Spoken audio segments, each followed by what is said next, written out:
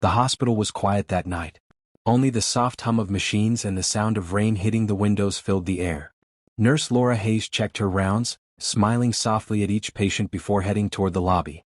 She loved her job, not for the money but because helping people made her feel like she was doing something good in a world that often forgot what kindness was. Then she heard a thud outside. Through the glass doors of St. Mary's Medical Center, she saw an old man collapse onto the wet pavement. His clothes were soaked. His hands trembled as he clutched an old photograph. "Sir?" Laura shouted, rushing out into the rain. The man wheezed, trying to speak. "It's my heart," he whispered before going limp. Laura knelt beside him, checking his pulse. "Wait."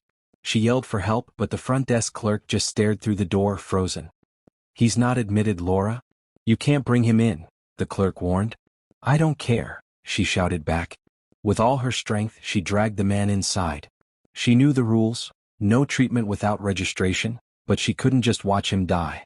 Inside the ER, she hooked up oxygen, started chest compressions, and paged a doctor who hadn't arrived yet. She noticed the old army patch on his torn jacket. "Vietnam veteran," it said. His name tag read Walter Dean. When his heart finally steadied, she sighed in relief. But as soon as she turned around, her supervisor, Mrs. Grant, stood behind her with folded arms. Her voice was cold. "You can't treat him. He's not insured." Laura looked at her, confused. "He's a veteran. He served this country." "That's not how policy works," the woman snapped. "You just violated hospital protocol." Laura's heart dropped. "You're saying I should have let him die?" Mrs. Grant didn't blink. "You're suspended pending termination." Laura's mouth went dry. "You're firing me for helping someone?" "For breaking the rules," the supervisor corrected. The old man on the bed stirred weakly. "Don't blame her," Walter mumbled. "She saved me." Then his monitor beeped. His breathing stuttered. Before anyone could react, he went unconscious again. The supervisor called security. 2 guards escorted Laura out, still in her scrubs. The rain hit her face as she stepped outside. She looked down at her trembling hands, still stained from saving a life, and saw something on the ground. It was the photo Walter had been holding. A faded picture of a woman smiling in front of a flag. On the back were the words, "My Anna, the reason I came home." If you still believe in kindness, in doing what's right, support us by subscribing to the channel and liking the video. Laura pressed the picture to her chest and cried right there on the hospital steps. She'd done everything right, and lost everything for it. By morning, her eyes were red and her clothes wrinkled. She sat at a bus stop still wearing her hospital badge, unsure where to go next. She hadn't told anyone she'd been fired. The sound of motorcycles broke through the quiet street, 3 of them, old Harleys painted black and chrome. They slowed near her. The leader, a tall man with a gray beard and tattoos down his arms, pulled off his helmet. "You okay, ma'am?" he asked gently. Laura wiped her face, embarrassed. "I'm fine." The man frowned. "You don't look fine. What happened?" She hesitated, then told them everything. About Walter, about helping him, about being fired for it. When she said his name, one of the bikers stiffened. "Wait," he said slowly. "Walter Dean?" Laura nodded. "Yes. He's still in critical care." The man's jaw tightened.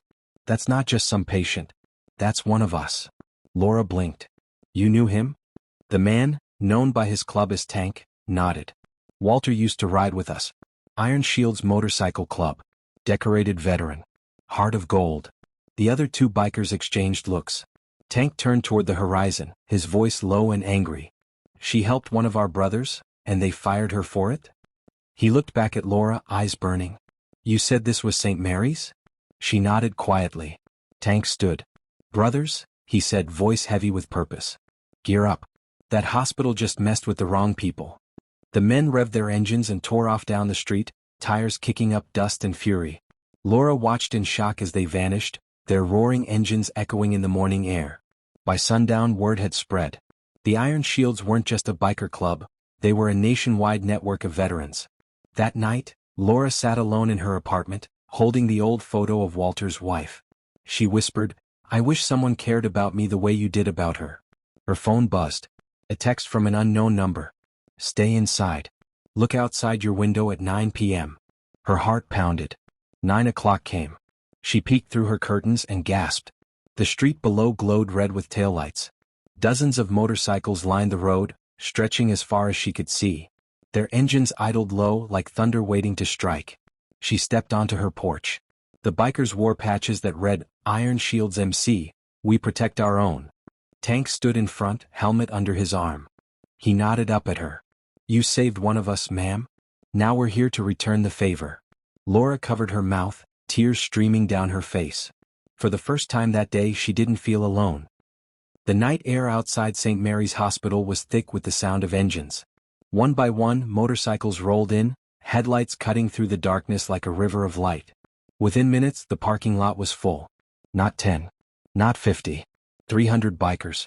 Veterans from every branch, Marines, Army, Navy, all wearing leather vests with the same patch, Iron Shields MC. But there was no shouting. No anger. Just respect. They stood tall holding flags. American flags. POW flags. Flags for the fallen. Some held signs. "Honor our heroes. Bring back Nurse Laura." A few carried candles. The glow made the whole street look like a vigil instead of a protest.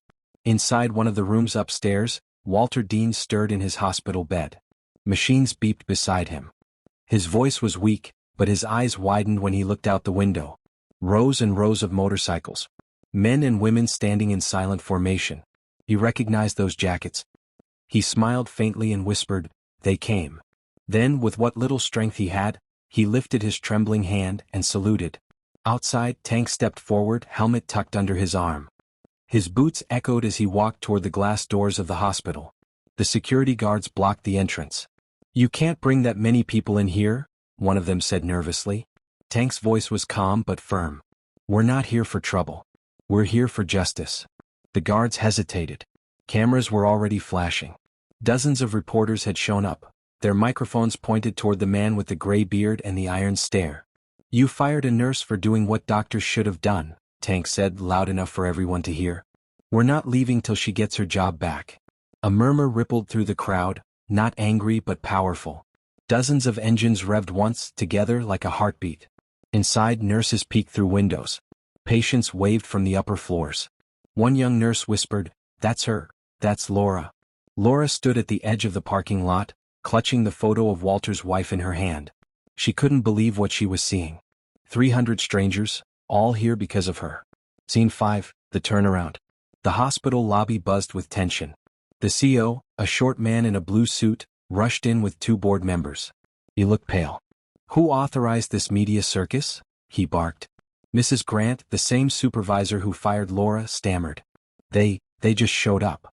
"Of course they did," one board member muttered, showing him his phone. "You're trending. Hashtag justice for Nurse Laura. Hashtag veterans stand together. Hashtag kindness is not a crime." The CEO's jaw dropped. "Oh no." Tank stepped forward again. "We don't want chaos. We want honor. She did what your policy forgot. She acted like a human being." Another biker held up a phone playing a video someone had taken the night Laura was fired. The whole argument between her and Mrs. Grant had been caught by a visitor in the waiting room, and was now online. Millions had already seen it. The CEO's face turned red. He looked at the cameras outside and then back at the crowd inside. "We can fix this," he said, forcing a smile. "Reinstate her.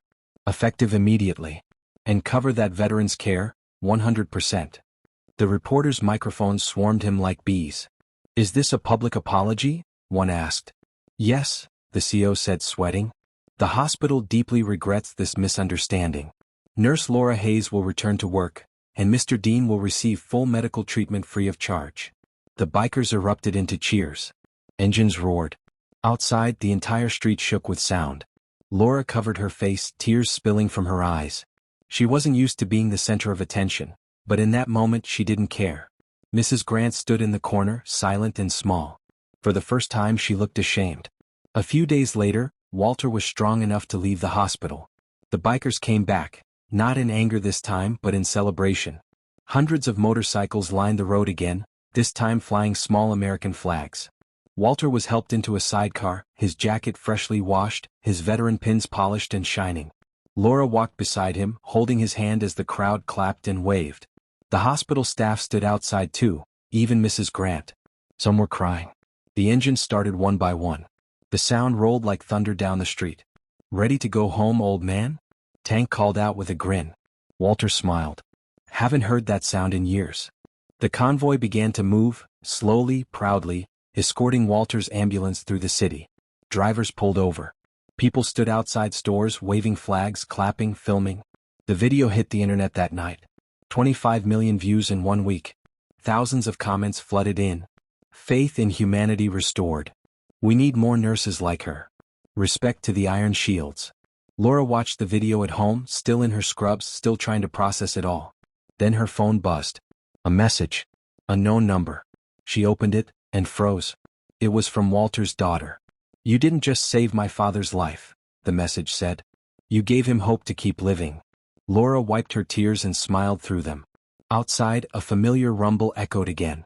She peeked through her window, and there they were. Tank and a few others parked by the curb, waving up at her. She grabbed her coat and ran outside, laughing through her tears. "You guys don't stop, do you?" Tank grinned. "Nope. Once an Iron Shield, always protected." They handed her a brand new leather jacket, with a patch sewn on the back. "Honorary member, Iron Shield's MC." Laura stared at it, speechless. "You earned it," Tank said. "Welcome to the family." Walter, sitting in the sidecar, lifted his hand and gave a salute once more. Laura stood beside him, waving as the convoy pulled away again, the sun setting behind them. Kindness isn't a policy, it's a choice.